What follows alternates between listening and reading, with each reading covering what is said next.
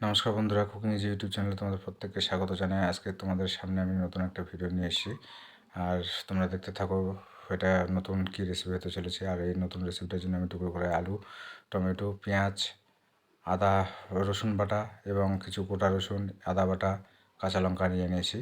আর রেসিপিটাকে আমি সিক্রেট রাখছি। আর এখানে আছে জিরে ও শুকনো লঙ্কা বাটা। আর সিক্রেট রেসিপিটা এখন তোমাদের সামনে আমি পেশ করছি। দেখো এটা কি তোমরা দেখতে পাচ্ছ, এটা হলো গ্রামীণ ভাষায় এটাকে গুগলি বলা হয়। আজকে তোমাদেরকে আমি গুগলি কিভাবে রান্না করে সেটা দেখাবো, আর কতটা টেস্টি এবং সুস্বাদু হয়। তোমরা ভিডিওটা যদি দেখতে থাকো তাহলে বুঝতে পারবে। এটা মাংসের থেকে কম না। মাংসের যেমন স্বাদ, হয়তো অনেকের কাছে তার থেকেও বেশি স্বাদ লাগবে এই গুগলি রান্না। তাহলে চলো আমরা শুরু করি।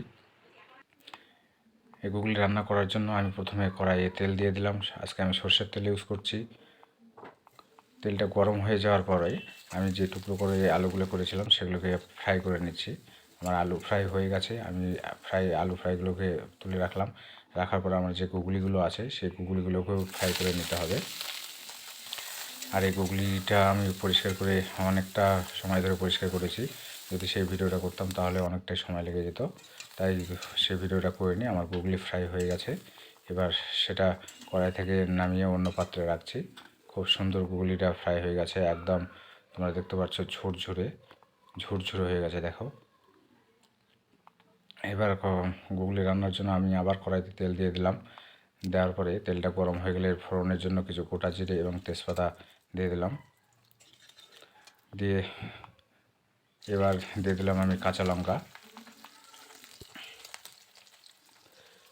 দিয়ে দিলাম পেঁয়াজ কুচো।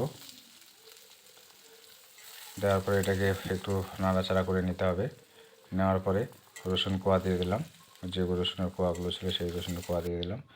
দেওয়ার পর এর মধ্যে দিতে হবে আদা পেস্ট বা আদা বাটা। আদা বাটা দেওয়ার পরে আমি দিয়ে দিলাম রসুন, যে থেতো করা রসুনগুলো ছিল সেই রসুন দিয়ে দিলাম। ভালো করে ফ্রাই করে একটু নিতে হবে। নেওয়ার পরে সামান্য পরিমাণ জল দিতে হবে, একদম খুবই অল্প পরিমাণ জল।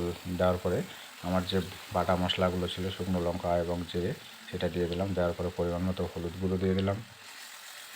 দেওয়ার পরে এটাকে আবার নাড়িয়ে চাড়িয়ে নিচ্ছি যাতে ভালোভাবে মিক্সড হয়। দিয়ে দিলাম পরিমাণ মতো নুন। এটা বন্ধুরা সিক্রেট রেসিপি বলা যায়, কারণ এর অনেক গল্প আছে, গল্প করলে অনেক হবে। কারণ এটা অনেকে হয়তো আলাদা চোখে দেখে, কিন্তু এটা খুব সুস্বাদু খাবার। আর দিয়ে দিলাম আমি এর মধ্যে ফ্রাই করা আলু, দিয়ে সঙ্গে কিছু জল দিয়ে দিলাম। তারপর এটাকে ভালো করে নাড়িয়ে নিচ্ছি। আমার মশলাটা প্রায় কষা হয়ে গেছে। আর যেহেতু জল আছে, সেই জলের মধ্যে আমি দিয়ে দিলাম সেই ফ্রাই করা গুগলিগুলো। তারপর এটাকে ভালো করে নাড়িয়ে নিচ্ছি, ভালো করে মিশিয়ে নিচ্ছি। কড়াইয়ের মধ্যে জল শুকিয়ে গেছে আমার, মানে সেদ্ধ হয়ে গেছে আমার সব কিছু প্রায়। এবার কী করব, আমি এর মধ্যে মিট মশলা ইউজ করব, গুঁড়ো, আর যত সামান্য পরিমাণে দিলাম, দিয়ে নাড়াচাড়া করে নিলাম।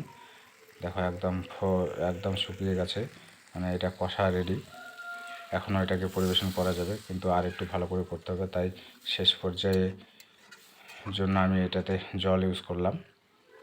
এই জলটা শুকিয়ে গেলে আমাদের গুগলি তৈরি হয়ে যাবে রান্না। আর নামানোর আগে আমি সেই জলের মধ্যে দিয়ে দিলাম টমেটো টুকরো। দেওয়ার পরে দেখো তোমরা দেখতে পাচ্ছ যে শুকিয়ে গেছে। আর এটা নামার সময় গেছে, তার আগে আমি গরম মশলা গুঁড়ো দিয়ে দিলাম। দিয়ে ভালো করে নাড়িয়ে নিলাম, এবং কড়াইয়ের ধারগুলো একটু ভালো করে নাড়িয়ে নিতে হবে। নেওয়ার পরে এটা তৈরি হয়ে যাবে। তাহলে বন্ধুরা দেখতে পাচ্ছ একদম খুব সুন্দর গুগলি রান্না হয়ে গেছে। আর তোমরা দেখতে পাচ্ছ, এবার তোমরা এটাকে পরিবেশন করতে পারবে, ভাতের সঙ্গে খেতে পারবে, এমনি খালি মুখেও খেতে পারবে। দেখো কত সুন্দর রান্নাটা তৈরি হয়েছে।